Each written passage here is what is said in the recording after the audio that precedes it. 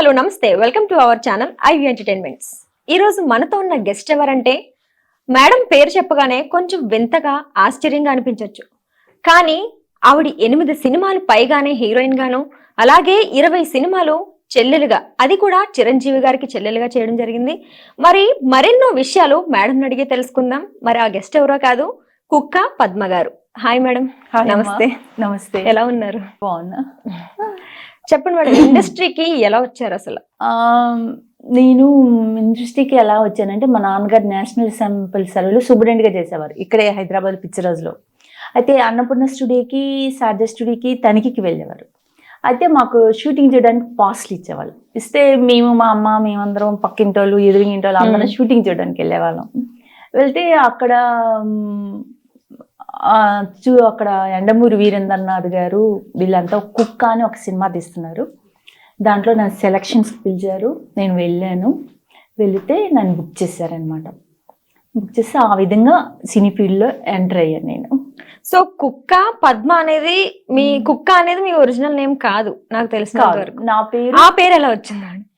నా పేరు పద్మావతి. యాక్చువల్గా నా పేరు పద్మావతి.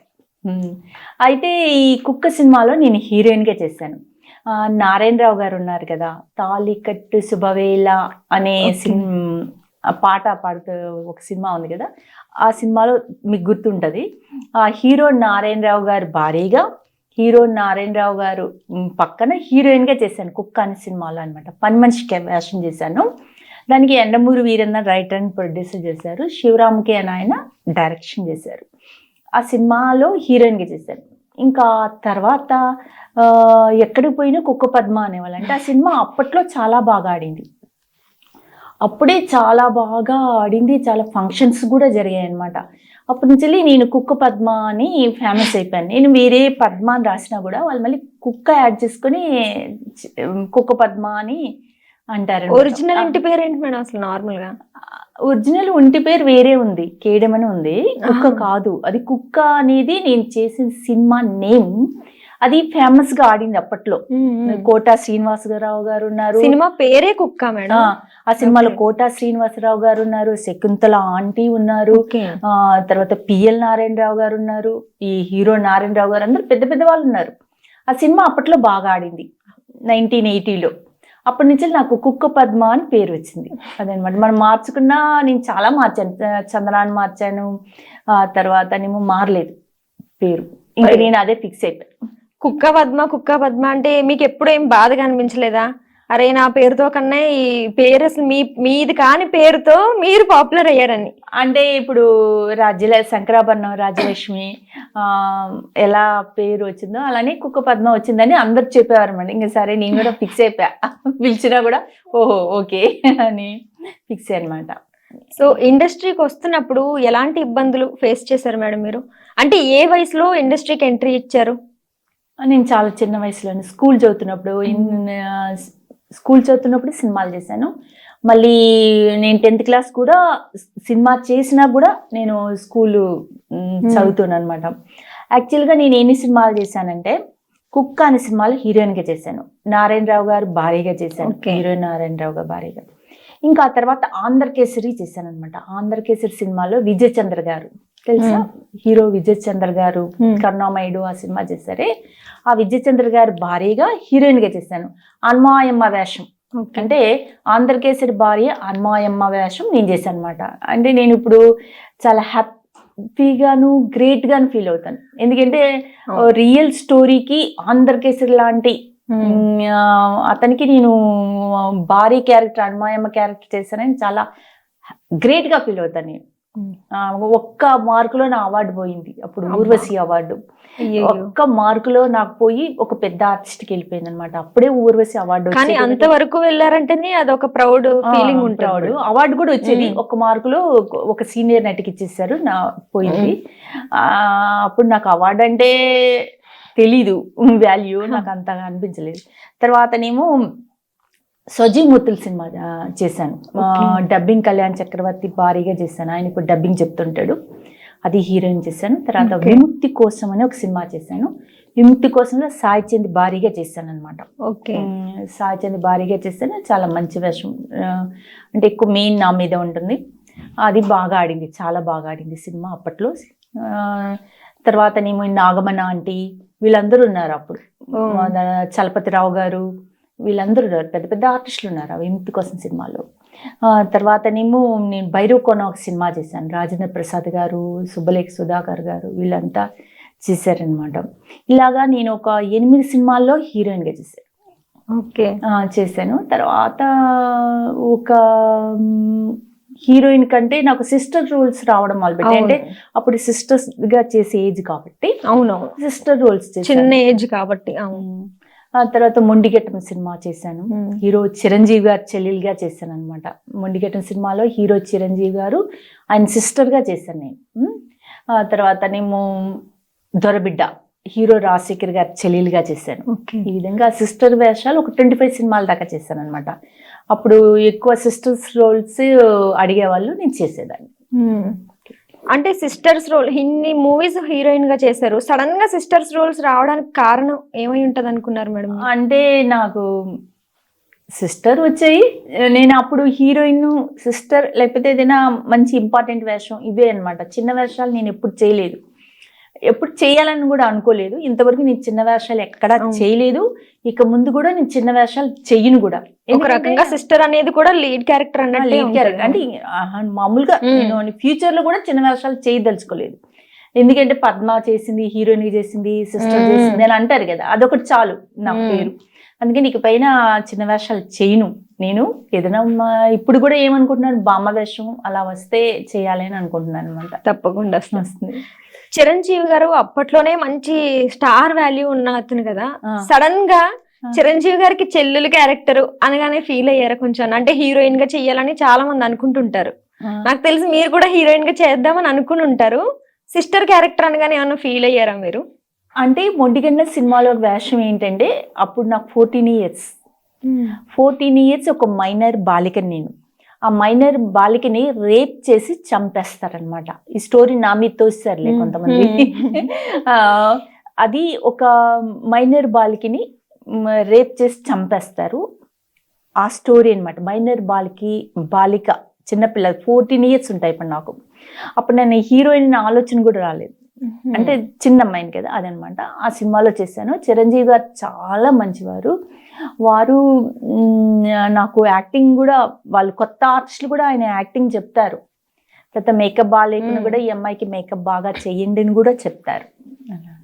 సో చాలా చిన్న వయసులో ఇండస్ట్రీకి వెళ్ళారు, అంటే డైరెక్టర్స్, ప్రొడ్యూసర్స్ మీతో ఎలా ఉండేవారు? చిన్న పిల్లలాగే చూసేవారా, లేకపోతే? అంటే నన్ను ఒక ఏజ్ చిన్న అమ్మాయి లాగానే చూసేవారనమాట. నేను 1980లో స్టార్ట్ అయ్యాను. 1980లో స్టార్ట్ అయ్యి 86 దాకా చేశాను. ఓకే. అప్పుడు నేను చిన్న అమ్మాయిని చాలా. అంటే అందరూ డైరెక్టర్స్ కానీ ప్రొడ్యూసర్స్ కానీ చాలా బాగా చూసేవారు, చిన్న అమ్మాయిని బాగా చూసేవారు, అంతా చూసేవారు. 86 నుంచి కొంతమంది రానిలేదు, ఇంకా వేషాలు ఇలా చేయాలి, యాక్టింగ్ ఇలా చేయాలి అనే ఆలోచన వచ్చేసరికి కొంతమంది నన్ను రానికుండా కాలుతో తొక్కేశారు. 1986 నుంచి నేను ఏ వేషాలు చేయలేదు. చాలా 1980 నుంచి 86 అంటే ఎంత, 7 ఇయర్స్ అలా 6 ఇయర్స్. ఆ లోపలే నాకు 35 మూవీస్ ఇచ్చారు సినిమాలు. అసలు తినడానికి కూడా టైం ఉండేది కాదు, మా అమ్మ తినిపించేది అలా అనమాట. సో అన్ని మూవీస్ చేసి ఇంత గ్యాప్ రావడం మీకు ఎలా అనిపిస్తుంది అసలు? ఎలా అనిపిస్తుంది అంటే ఒక ఆర్టిస్ట్ గా ఇన్ని చేసి ఖాళీగా ఉండలేరు ఎవరు. అంటే యాక్చువల్గా ఏంటంటే ఛాన్సెస్ కోసం ఎవరి దగ్గరికైనా వెళ్ళడం, అడగడం లాంటివి. అంటే ఛాన్సెస్ గురించి నేను అప్పుడు ఎవరి దగ్గరికి వెళ్ళలేదు. కుక్కన్ సినిమాని చూసి నన్ను వాళ్ళు నా అడ్రస్ కనుక్కొని వచ్చి ఇచ్చేవారనమాట వేషాలు. యాక్చువల్గా నేను మా తెలుగు తెలుగు సినిమా చేశాను, దాంట్లో మురళీ మోహన్ గారి భారీగా చేశాను అనమాట.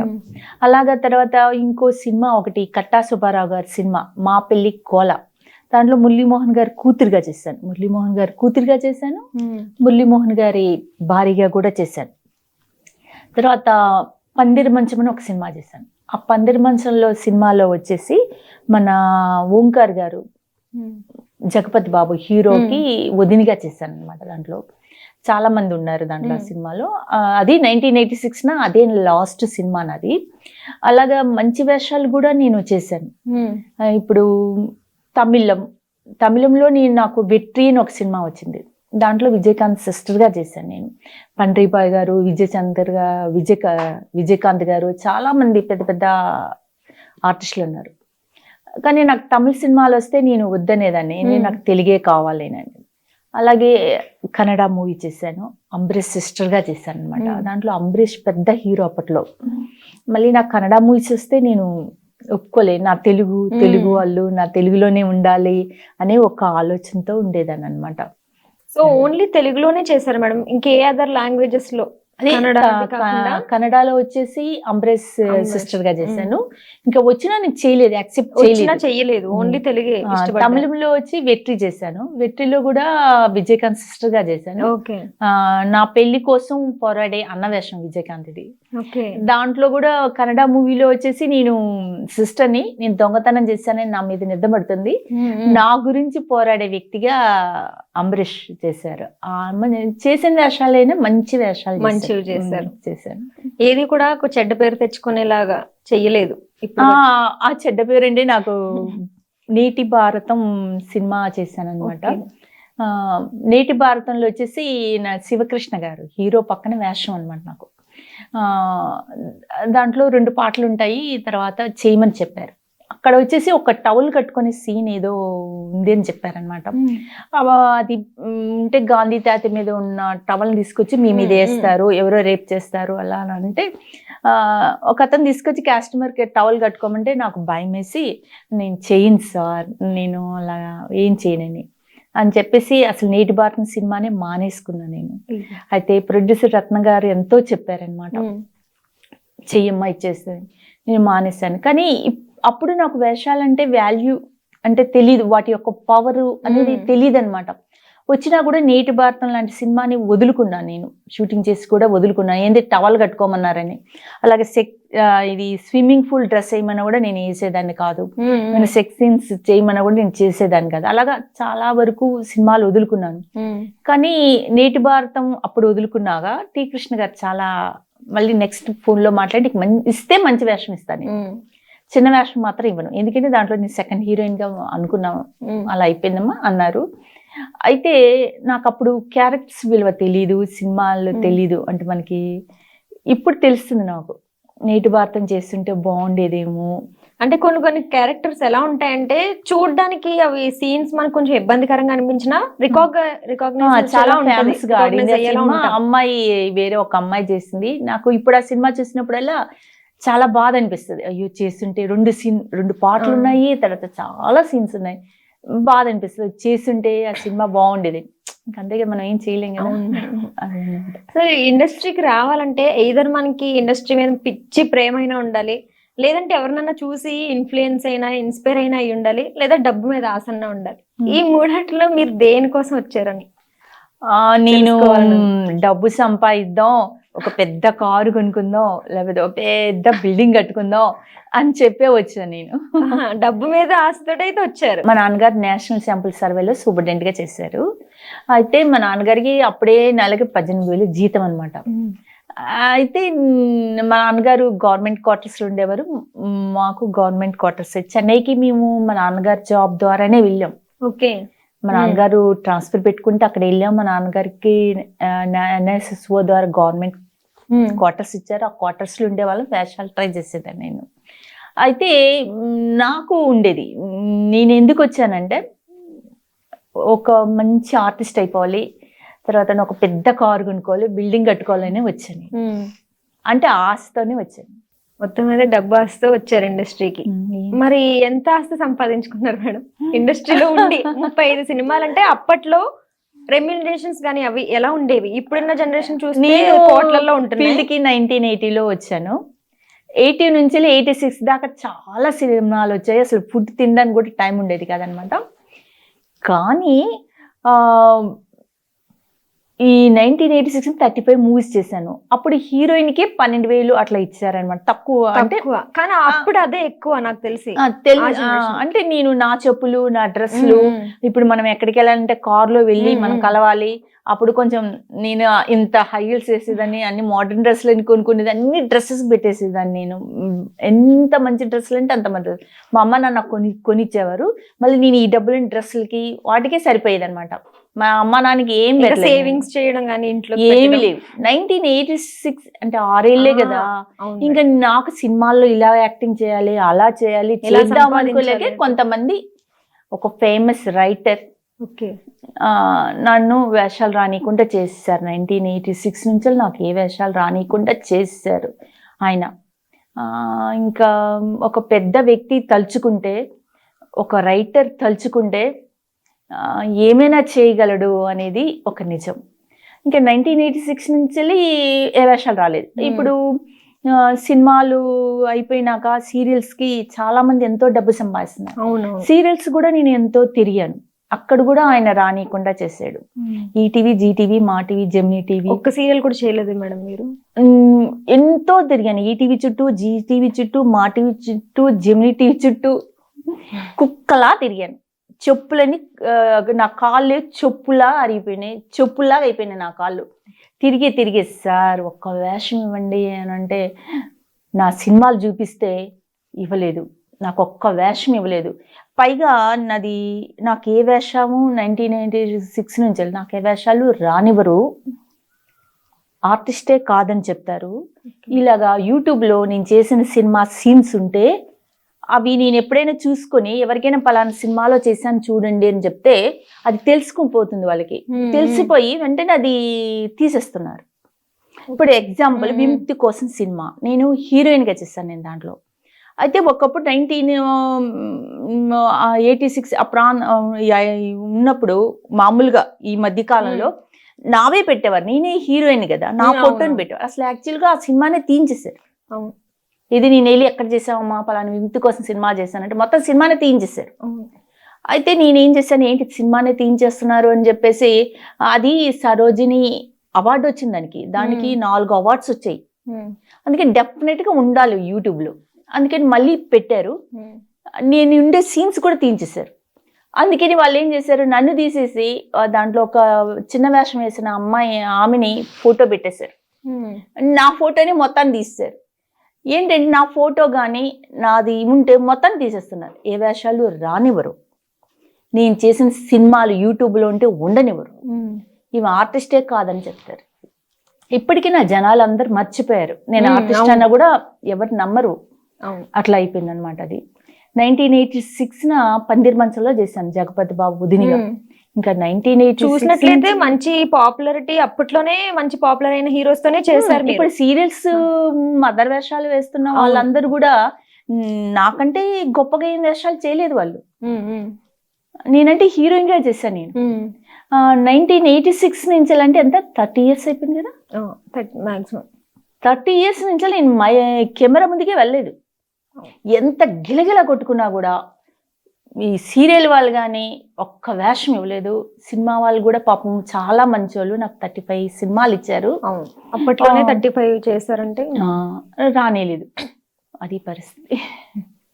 సో మీకు ఇండస్ట్రీలో పెద్దగా వెనకాల ఎవరు మీ తరపున మాట్లాడే వాళ్ళు లేకపోవడం కూడా దీనికి ఒక మైనస్ అని చెప్పొచ్చా మేడం? అంటే ఛాన్సెస్ రాకుండా చేయడానికి మీ తరపున మాట్లాడడానికి ఎవరు లేరా? ఇండస్ట్రీలో పెద్ద మనుషులు ఎవరు లేరండి. నాకు చిరంజీవి గారు చేశారు, చిరంజీవి గారిని హెల్ప్ అడిగితే కొంచెం అన్నా చేసేవారేమో కదా. అంటే చిరంజీవి గారిని నేను కలవడానికి ఇది లేదు కదా. ఇప్పుడు ఇంటికి వెళ్తే నన్ను లోపల రానిరు. ఇప్పుడు నేను ఆర్టిస్ట్ అంటే ఎవరికి తెలియదు కదా. చిరంజీవి గారు తెలిసి ఖచ్చితంగా హెల్ప్ చేస్తారు. ఆయన అంటే లేడీస్ దగ్గరికి వెళ్ళడానికి స్కోప్ లేదు. అంటే ఇంటికి వెళ్తే లోపలికి వెళ్ళనీరు, అంటే మామూలుగా ఎక్కడైనా కలవడానికైనా మనం కలవనీరు కదా, అలా అనమాట. అయితే 1986 నుంచి వెళ్ళి ఇంతవరకు రాలేదు, 30 ఇయర్స్ అయిపోయింది. ఈ మా అమ్మ నాన్న పెట్టేవారు ఫుడ్. మా నాన్నగారు నేషనల్ శాంపుల్ సర్వేలో సూపరింటెండెంట్గా చేశారు కాబట్టి మా నాన్నగారు దగ్గరే ఉండేదాన్ని. మా నాన్న అమ్మ పెట్టేవారు. మా నాన్నగారు మ్యారేజ్ చేశారు నాకు 96. మా నాన్నగారు గవర్నమెంట్ ఎంప్లాయ్. అయితే వచ్చిన రిటైర్మెంట్ డబ్బంతా నాకే పెట్టారు. 10 లక్షలు ఖర్చు పెట్టి పెళ్లి చేశారు. అప్పట్లో 10 లక్షలు అంటే చిన్న మ్యాటర్ కాదు అది. నేను అదే చెప్పాను, నాన్న ఇల్లు కొనేస్తే అది అవును. ఇప్పుడు ₹1,00,00,000 ఉండేది. ₹1,00,00,000 అందులోనే హైదరాబాద్ లో అంటే ఆ, 1,00,00,000 కన్నా ఎక్కువ ఎక్స్పెక్ట్ చేయొచ్చు. అంటే మా నాన్నగారు, వద్దమ్మా పెళ్లి చేసుకో, నీకు ఇది సినిమా అంటే ఇష్టం కదా, నీ పిల్లల్ని చేసుకో, వాళ్ళని హీరోలు చేసుకో అని చెప్పి మా నాన్నగారు అన్ని సంబంధాలు వెతికారు. అంటే సినిమా వాళ్ళంటే చేసుకోవడానికి ఎవరు రారు. అవును. ఇక్కడ కన్యా వివాహ మండపం అని హైదరాబాద్ లో చేసాము. సూరిబాబు అని ఓకే. పెళ్లి చేశారు. పెళ్లి చేస్తే ఆయన ఏం చేశాడు, ఒక నెల రోజులు నాతో కాపురం చేశారు. తర్వాత వేరే భార్య పిల్లల్ని పెట్టుకొని పెళ్లి చేసుకున్నాడు. ఓకే. పెట్టుకున్నాక నన్ను ఒక రైటర్ ఫాలో అవుతున్నాడు అన్నాను కదా, ఆ రైటర్ ఇతను పట్టుకొని నేను పోలీస్ కంప్లైంట్ ఇచ్చాను, ఇలా భార్య పిల్లల్ని పెట్టుకొని పెళ్లి చేసుకున్నాడని. పోలీస్ కంప్లైంట్ ఇచ్చిన ఆయన, ఈ రైటర్ అనే ఆయన పట్టుకొని ఆయన రైటర్ అండ్ ప్రొడ్యూసర్, ఒక మేనేజర్ అని నా మీద కక్ష కొద్ది ఒక మేనేజర్ గాను ఒక రైటర్ గాను చేశాడు. అతని మొదటి భార్య కూతుర్ని కక్ష పెట్టుకున్నారు మీ మీద.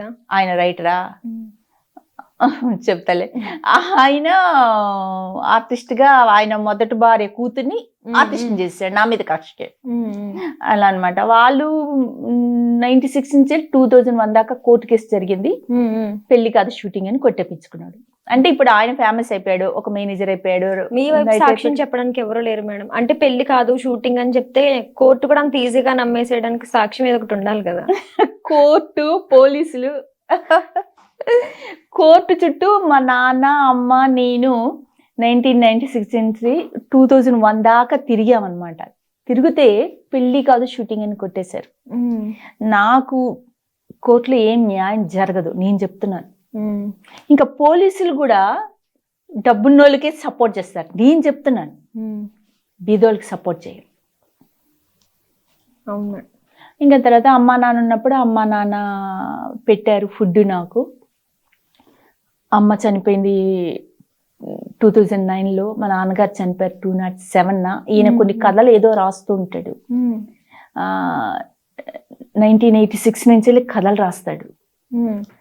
ఆ అబద్ధాలకి 1986 నుంచి అబద్ధాలకి కథలు రాస్తాడు, అబద్ధాలతో ఫాలో అవుతూ.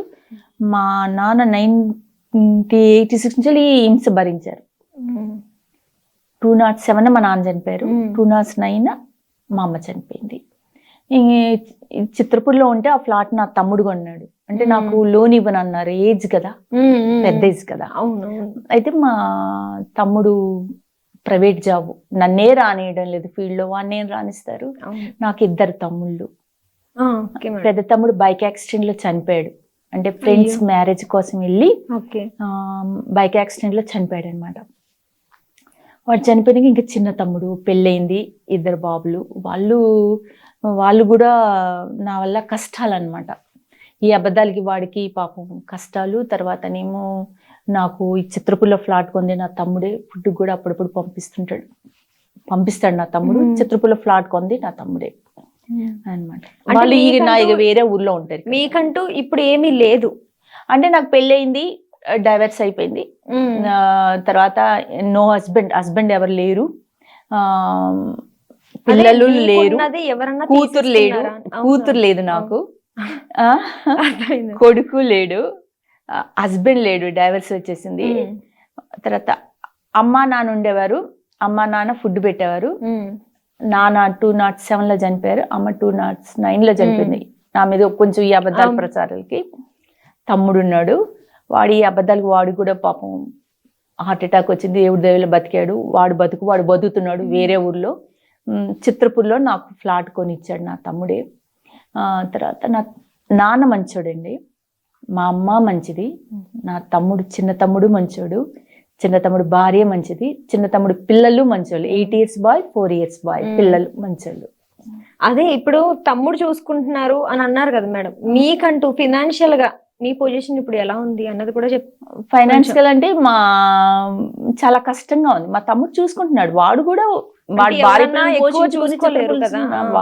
ఆయన కూడా పెడుతున్నాడు కదా. వాడు కూడా పాపం ఏదో మొన్న జాబ్ పోయింది, వాడి కష్టాలు వాడున్నాడు. నేను కూడా ఫుడ్ కష్టపడుతున్నానండి. అంటే యాక్చువల్ గా నేను అదే అడుగుతున్నాను సినిమా వాళ్ళకి, అబద్ధాలు నమ్మద్దు. నాలాగా ఒక 20 మంది డూప్లికేట్ పద్మ ఉన్నారు. డూప్లికేట్ పద్మల్ని పెట్టేశారు. ఇది నమ్మశక్యం కాదు కానీ నిజం. అంటే పెద్ద ఏజ్ అయిపోయింది కదా, అందుకని ఇది అర్థమయ్యే వాళ్ళకి రాసే అతనికి అర్థమైతే చాలు. డూప్లికేట్ పద్మలు 20 మందిని పెట్టేశారు. వాళ్ళతో వాగిస్తే ఆయన రాసుకుంటాడు, నన్నే అనుకుంటాడు పాపం. ఈ పద్మ ముసలిది అయిపోయింది, ఏజ్ బారైపోయింది, ఇవి కాదని అనుకోడు. అనుకొని ఆ విధంగా ఆయన ఫీల్ అయిపోతాడు, ఏదో కక్ష తీర్చుకున్నట్టు. అది పరిస్థితి. సినిమా వాళ్ళందరూ మంచి వాళ్ళు. సినిమా వాళ్ళని అదే అడుగుతున్నాను, 20 మంది డూప్లికేట్ పద్మలండి, మీరు నమ్మద్దు. నాకు అయిపోయింది నా చాప్టరు. 1986 నుంచి నేను కెమెరా ముందుకి వెళ్ళలేదు. పిలిచి ఒక బామ్మ వేషం, ఒక అమ్మ వేషం ఇచ్చి ఫుడ్ పెట్టండి, లేకపోతే ఒక క్యారెక్టర్ ఇవ్వండి అని అడుగుతున్నా నేను. కానీ వాళ్ళని పక్కదో పట్టిస్తారు. ఇప్పటికన్నా మీకు మంచి క్యారెక్టర్ రావాలని కోరుకుంటున్నాను మేడం నేను. తప్పకుండా వస్తుంది. ఏమొస్తుందో పడ్డ కష్టాలను చూసన్నా, ఈ ఇంటర్వ్యూ చూసన్నా. TV9 వాళ్ళు వచ్చారు, చిత్రపూర్కి వచ్చారు. TV9 చిత్రపూర్లో నాకు చాలా సమస్యలు ఉన్నాయండి. కొంతమంది అవస్థ పెడుతున్నారు. ఒక సత్యం అనేవాడు, శ్రీను అనేవాడు నన్ను అవస్థ పెడుతున్నాడు. ఆ సత్యంతో నాకేం సంబంధం లేదు, శ్రీనుతో నాకేం సంబంధం లేదు. నా ఫ్లాట్ని కూడా కబ్జా చేసేసారు. అయితే పాపం TV9 వాళ్ళు వచ్చారనమాట. కానీ ముందు ఆ చిత్రపూర్లో పద్మ అని వచ్చారు, లైట్ ఆఫ్ చేసేసారు, లైట్ తీసేసారు, ఇంటర్వ్యూ చేయనీయకుండా. మళ్ళీ వచ్చి ఏం పద్మ గారు లైట్ లేదు అది ఇది అని అంటే, అవును సార్ తీసేసారు, మీరు ఇంటర్వ్యూ చేస్తారని అన్నాక మళ్ళీ ఆ తర్వాత ఎవరో ఒక పెద్ద వ్యక్తికి, వినోద బాలా గారు అనుకుంటాను, ఆయనకి ఫోన్ చేసి ఏంటండి లైట్ తీస్తారంటే లైట్ వేస్తారు. అప్పుడు ఇంటర్వ్యూ తీసుకుని వెళ్ళారు. వెళ్ళేటప్పుడు జాగ్రత్త అమ్మా అని చెప్పారు. చిత్రపురి జనాలు నన్ను హింసిస్తున్నారు, చిత్రపురి జనాలు ఆ సత్యం అనేవాడు శ్రీనవాడు హింసిస్తున్నాడు. ఆ సత్యంతో నాకేం సంబంధం లేదు, ఆ సత్యంతో నేనేం మాట్లాడలేదు, ఆ శ్రీన్తో నాకేం సంబంధం లేదు, ఆ శ్రీన్తో నేను ఎప్పుడూ మాట్లాడలేదు. నేను ఒంటరిగా ఉన్నాను, నాకు ఎవ్వరూ లేరు, ఒంటరిగానే బతుకుతున్నాను. నేను అదే సినిమా వాళ్ళకి చెప్పి ఒక వేషం ఇవ్వండి, నాకు కడుపు కింద తిండి పెట్టండి అని చెప్తున్నాను. అది పరిస్థితి. సో ఇండస్ట్రీకి రావడం వల్లే ఇన్ని ఇబ్బందులు పడుతున్నాను, లేకపోతే పెళ్లి చేసుకోవడం వల్ల ఇన్ని ఇబ్బందులు పడాల్సి వస్తుంది అని ఫీల్ అయ్యారా మేడం మీరు? ఏది ఫీల్ అవుతున్నారు? ఇండస్ట్రీకి రావడం వల్ల కాదు, ఇండస్ట్రీకి వచ్చిన వాళ్ళు చాలా డబ్బు సంపాదించి వెల్ సెటిల్ గా ఉన్నారు. ఇప్పటికీ నటిస్తున్నారు. అన్నపూర్ణమ్మ కూడా ఇప్పటికీ కంటిన్యూ అవుతున్నారు మీతో చేసిన ఆవిడ. నేను అన్నపూర్ణమ్మ గారి కూతురుగా చేశాను. నేను మొండిగట్టంలో అన్నపూర్ణ గారి కూతురుగా చేశాను, దొరబెట్టలో అన్నపూర్ణమ్మ గారి కూతురుగా చేశాను, ఆంధ్రకేశలో విజయ్ చంద్ర గారు అన్నపూర్ణ గారి కోడలుగా చేశాను అనమాట. ఆంధ్రకేశ సినిమాలు లేదు, సినిమా ఫీల్డ్కి వచ్చి చాలా మంది బాగుపడుతున్నారు. నాకు ఒక రాసే రైటర్ చేస్తున్నాడు ఇదంతా. ఆ ఒక్క మనిషి మిమ్మల్ని అడ్డుకుంటున్నాడు మొత్తానికి. ఆ ఒక్క మనిషి పేరు చెప్పాలంటే యండమూరి వీరేంద్రనాథే. నాకు ఒక్క సినిమా ప్రొడ్యూసరే చేస్తున్నాడు. అది బాధగా ఉంటది ఎంత కదన్నా. ఎవరితో అయితే మీరు వర్క్ చేశారో వాళ్ళే మీ వర్క్. ఒక కుక్క, మేము అక్కడికి వెళ్ళామండి. అక్కడికి మేము ఈ కుక్క ఫంక్షన్ జరిగింది రాజమండ్రి, విజయవాడ. ఆ ఫంక్షన్కి వెళ్ళాం.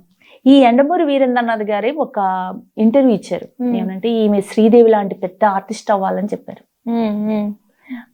ఆ తర్వాత మళ్ళీ ఆయన ఒక రాతలు రాయడం మర్చి 1986 నుంచి ఇలా డ్యామేజ్ చేసేసాడు. ఆయనే చేస్తున్నాడు, ఎవరు కాదు. ఆయన చెప్పిన మాటలు వింటారు మిగతా వాళ్ళు, ఇంకంత తప్ప ఇంకేం లేదు. ఎక్కడన్నా ఒక మనిషి డబ్బు ఉన్నది, ఉన్నది అని అంటే ఆటోమేటిక్ గా వాళ్ళ మాటలే వింటారు జనాలు. ఇంకా అంటే నాకు తెలిసి రాసేవాడు తలుచుకుంటే మనిషి జీవితం భూస్థాపితమే. ఎగ్జాంపుల్ నేను, ఆయన కాకుండా ఆయనలాగే మిగతా వాళ్ళు కూడా నేర్చుకున్నారు. కానీ జోక్ ఏంటంటే నేను కాదు, 20 మంది డూప్లికేట్ పద్మలు. వాళ్ళకి అర్థమైతే చాలు, మనకు అర్థం కాకపోయినా పర్వాలేదు, జనాలకు అర్థం కాకపోయినా పర్వాలేదు. సో ఇండస్ట్రీలోకి రావడానికి ఎవరు ప్రోత్సాహం ఉంది మేడం మీకు ఎక్కువ? అంటే ఎవరొకరు సపోర్ట్ లేకుండా అయితే రాలేము. మీకు ఎంత ఇష్టం ఉన్నా ఇంట్లో నుంచి ఎవరు సపోర్ట్ ఉండేది మీకు ఎక్కువ? ఇంట్లో మా నాన్నగారు ఇండస్ట్రీకి వద్దమ్మా, ఒక సిస్టర్ అంటే మన హాస్పిటల్ సిస్టర్ ఉంటుంది కదా, సిస్టర్గా జాబ్ చేసి నర్సుగా సెటిల్ అవ్వని మా నాన్నగారు చెప్పారు. నేనేమో డాన్స్ నేర్చుకున్నాను చిన్నప్పటి నుంచి. ఇక్కడ హైదరాబాద్లో మ్యూజిక్ అకాడమీ ఉంది, అక్కడ నేను కథక్ డాన్సర్ని. డాన్స్ నేర్చుకునేదాన్ని. అయితే నాకు స్కూల్ తరపున డాన్స్ ప్రోగ్రామ్ రవీంద్ర భారతిలో స్కూల్ తరపున చేశాను పోటీగా. చూస్తే 10 స్కూల్ పోటీగా చేస్తే నాకు ప్రైజ్ వచ్చింది, జ్యూరీ అవార్డు వచ్చింది. ఇంత పెద్ద కప్పు ఇప్పటికీ స్కూల్లో పెట్టారు నా పేరు మీద, పద్మది ఇచ్చిందని చెప్పి. ఇంత పెద్ద కప్పు వచ్చింది అనమాట. కథక్ డాన్స్ చేశాను, నాగిని డాన్స్, కథక్ డాన్స్ అనమాట. అప్పుడు చేసినప్పుడు నాకు ఇంట్రెస్ట్ వచ్చింది, మా అమ్మకి ఇంట్రెస్ట్, నా కూతురు ఆర్టిస్ట్ అవ్వాలని. ఎక్కడన్నా అమ్మలే సపోర్ట్ చేస్తారు కూతుర్ని. మా అమ్మకి ఇంట్రెస్ట్, మా అమ్మ చేయాలని చూసింది. ఇంకా నేను బాగా చదువుకొని ఉండుంటే ఈ రోజు ఈ పరిస్థితి వచ్చేది కాదులే. నేను 7th క్లాస్ చదువుతున్నప్పుడు సినీ ఫీల్డ్కి వచ్చేసింది, మైండ్కి ఎక్కలేదు. 10th క్లాస్ ఫెయిల్ అయ్యాను. 7th చేసినప్పుడు కుక్క చేశాను. తర్వాత మళ్ళీ నేను స్కూల్కి వెళ్ళేదన్నమాట. అప్పుడు ఫ్యాన్స్ లెటర్స్ కూడా వచ్చాయి స్కూల్లో. అయితే మైండ్కి ఎక్కలేదు. ఇంకా ఏదో కావాలని మా అమ్మ రిక్షా మాట్లాడి పంపించేది, స్కూల్కి వచ్చేదాన్ని. స్కూల్ చూసుకుని వెళ్ళేటప్పుడు మొత్తానికి లాస్ట్కి ఏంటంటే 10th క్లాస్ ఇంగ్లీష్లో 1 మార్కులో పోయింది. Only 1 mark. మా నాన్నగారు చచ్చిపోయేదాకా చెప్పారు, 1 మార్కు పోయిందమ్మా, రాయమ్మా. మీకు అన్ని 1 మార్కులోనే పోతున్నాయి. మా నాన్నగారు 1 మార్కు పోయిందమ్మా, రాయమ్మా, రాస్తే నువ్వు పాస్ అయిపోతావు, నువ్వు పాస్ అయితే నీ దగ్గర ఒక సర్టిఫికెట్ ఉంటుంది అని అంటే, లేదు నాకు వంటలు చేయడం కూడా రాదు, నేను ఒకే కూతుర్ని, మా అమ్మ చాలా మా పెద్ద తమ్ముడు, చిన్న తమ్ముడు, నేను. మా అమ్మ చాలా గారాభంగా పెంచింది, వంటలు చేయడం కూడా రాదు. మా అమ్మే అన్ని ఫుడ్ వండి పెట్టేది. ఎప్పుడైనా వెళ్ళి అమ్మ ఏమైనా చేస్తానంటే వద్దే కూర్చో అనేది, అంత గారాభంగా పెంచింది అనమాట. అయితే సో ఇప్పుడున్న జనరేషన్స్ యాక్టింగ్ చూస్తుంటే ఏమనిపిస్తుంది మేడం మీకు? నేను సినిమాలు చూడను. సినిమాలు అస్సలు చూడరు అంటే మీతో అప్పుడు నటించిన వాళ్ళు ఇప్పటికీ నటిస్తున్నారు కదా, వాళ్ళు ఎలా ఇప్పటికీ ఎలా చేస్తున్నారు అన్నట్టు చూడాలి. నేను సినిమాలే మానేశాను. ఏదో రాస్తున్నారు, ఆ సినిమాలు చూస్తుంది అని ఒక టాక్ పెట్టారు, సినిమా చూడడం మానేశాను. అంటే సినిమాలు చూడడం బాయ్కట్ చేశాను. సీరియల్స్ చూడడం బాయ్కట్ చేశాను. సినిమా చూడను, సీరియల్ చూడను, అసలు ఏమి చూడదలుచుకోలేదు. మీరు అప్పట్లో చేసిన కొన్ని మూవీస్ తాలూకు ఫొటోస్ మా దగ్గర ఉన్నాయి మేడం. ఆ ఫొటోస్ ఒక్కొక్కటి చూపిస్తాను. ఆ ఫోటో చూడగానే మీకు వెంటనే గుర్తొచ్చే మెమొరీ, అంటే అసలు మర్చిపోలేని మెమొరీని అన్న మెమొరీ ఏమైనా ఉంటే మా కోసం షేర్ చేసుకోండి. ఓకే,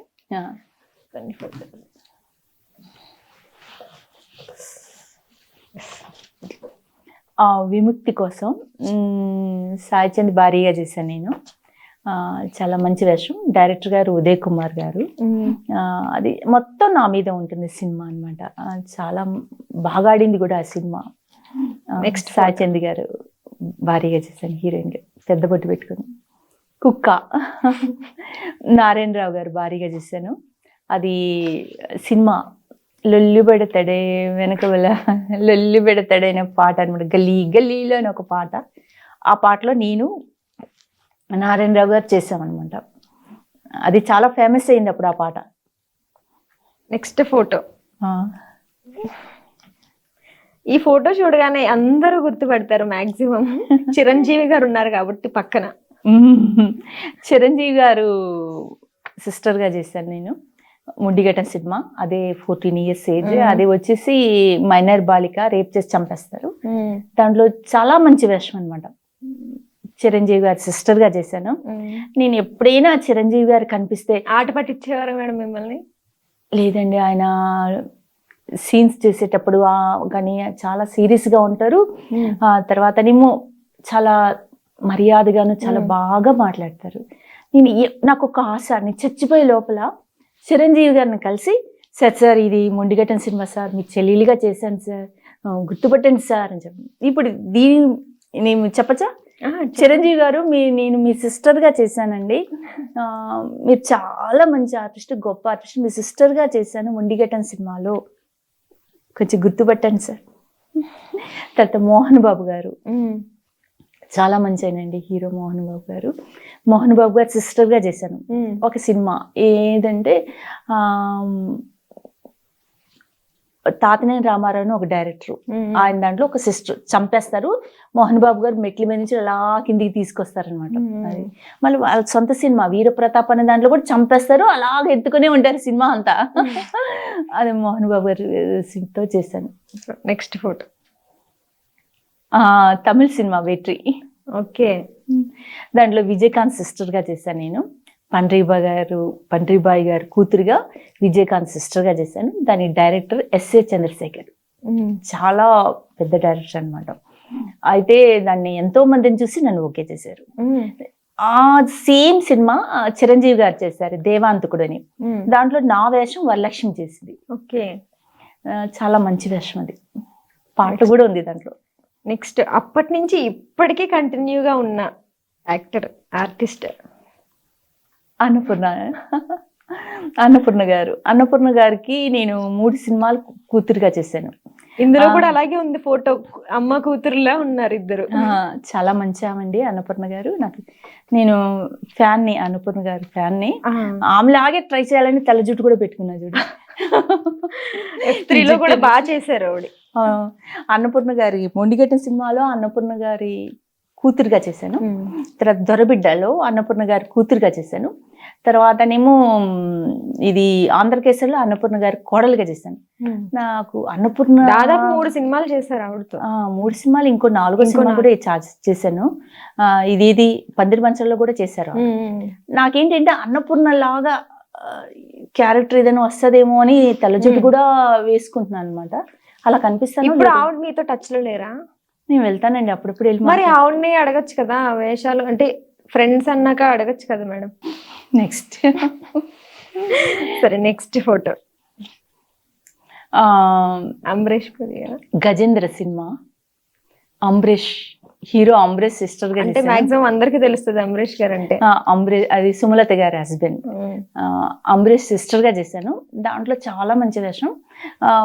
దొంగతనం చేశానని జైల్లో పడేస్తారు, నా కోసం విలన్స్ అంతా ఫైట్ చేసి చాలా వేషం అనమాట.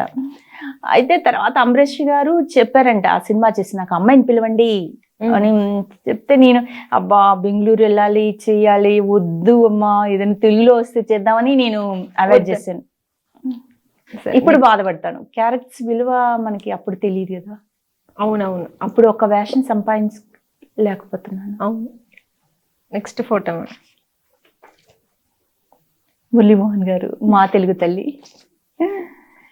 దీంట్లో మురళీమోహన్ గారు భారీగా చేశాను నేను, మంచి వేషం. నెక్స్ట్ ఫోటో అదే Vetri, Vijayakanth sister. So complete madam. అందరూ యాంకర్ కంటే నువ్వు చాలా డిఫరెంట్ గా చేస్తున్నావు. ఇలా ఫోటోలు చూపించి చెప్పనేది ఏం లేదు, నీ న్యూ స్టైల్ పెట్టావు. గ్రేట్. ఇది ఎక్కువ మందికి రీచ్ అవ్వాలని కోరుకుంటున్నాను. ఇప్పుడు నేను చూసి మిగతా వాళ్ళు కూడా అలానే అడుగుతారు. స్టార్ట్ చేసింది నువ్వే. అవునవును, మేబీ ఫస్ట్ మీరు నా గెస్ట్ కూడా ఇలా స్టార్ట్ చేయడం. ఓకే. సో ఈ ఇంటర్వ్యూ చూసన్నా మీకు మిమ్మల్ని ఇండస్ట్రీ మళ్ళీ ఆదరించి మంచి మంచి క్యారెక్టర్స్, చిన్నదో పెద్దదో ఏదో ఒకటి ఇస్తారని మనస్ఫూర్తిగా కోరుకుంటున్నాను. అలాగే మీరు మంచిగా సెట్ అయ్యి మళ్ళీ ఆ రోజుల్లో చేసినట్టు ఎక్కువ సినిమాలు చేసి బాగా సంపాదించుకుని సెట్ అవ్వాలని కోరుకుంటున్నాను మేడం. నమస్తే అండి. సినిమా పెద్దలకి, సీరియల్స్ పెద్దలకి, ఈటీవీ, జీటీవీ, మా టీజీఎంని పెద్దలకి, అయ్యల్లారా నేను కాదు, 20 మంది డూప్లికేట్ పద్మాలు పెట్టి రాసుకుంటున్నారు, నేను కాదు. 1, 2 వచ్చేసి నాకు ఏదైనా ఒక మదర్ వేషమో బామ్మ వేషమో ఇవ్వండి. అబద్ధాలు నమ్మద్దండి, నేను ఒంటరిగానే ఉన్నాను. కొడుకు లేడు, హస్బెండ్ లేడు, కూతురు లేదు, ఎవ్వరూ లేరు. తమ్ముడే ఉన్నాడు, వాడే ఉన్నాడనమాట. అదే నిజము, పచ్చి నిజము. కాబట్టి సినిమా పెద్దల కాలు మొక్కి కోరుతున్నాను. 1980 నాకు వేషాలు ఇచ్చి ఆర్టిస్ట్గా జన్మనిచ్చారు. నేను చనిపోయే వరకు ఈ సినీ ఫీల్డ్లోనే ఉండాలనుకుంటున్నాను. అలాగే నాకు మళ్ళీ పునర్జన్మ ఇవ్వండి. నాకు ఒక బామ్మ వేషమో అమ్మ వేషమో ఇచ్చి, లేకపోతే ఒక మంచి క్యారెక్టర్ ముసలి వేషం ఇచ్చి నాకు కడుపుకు ఫుడ్ పెట్టవలసిందిగా సినిమా పెద్దల్ని, సీరియల్స్ పెద్దల్ని కోరుతున్నాను. మా నాన్న మంచోడు, అమ్మ మంచిది, తమ్ముడు మంచోడు, తమ్ముడు భార్య పిల్లలు మంచోళ్ళు, సినిమా వాళ్ళందరూ మంచోడు. కొన్ని అర్థం కావు నేను చెప్పినవి, అర్థమైన వాళ్ళకి అర్థమైతే చాలు. మీరు ఎవరికి చెప్పాలనుకుంటున్నారో వాళ్ళకి రీచ్ వాళ్ళకి అర్థమైపోయి నన్ను వదిలేస్తే చాలు. ఏమి ఎక్స్పెక్ట్ చేస్తున్నాం అంటే ఏజ్ బార్నైనా చూడండి తెల్ల జుడ్డు కాబట్టి అర్థమైన వాళ్ళకి అర్థమయ్యి వదిలేస్తే చాలు. అంతే ఇంకా లేదు. సో అదండి మరి ఈరోజు మన కుక్క పద్మ గారితో జరిగిన ఇంటర్వ్యూలో ఆవిడ మనతో చెప్పిన ముచ్చట్లు. మరి మరొక గెస్ట్తో మళ్ళీ మీ ముందుంటాం. అంతవరకు టాటా.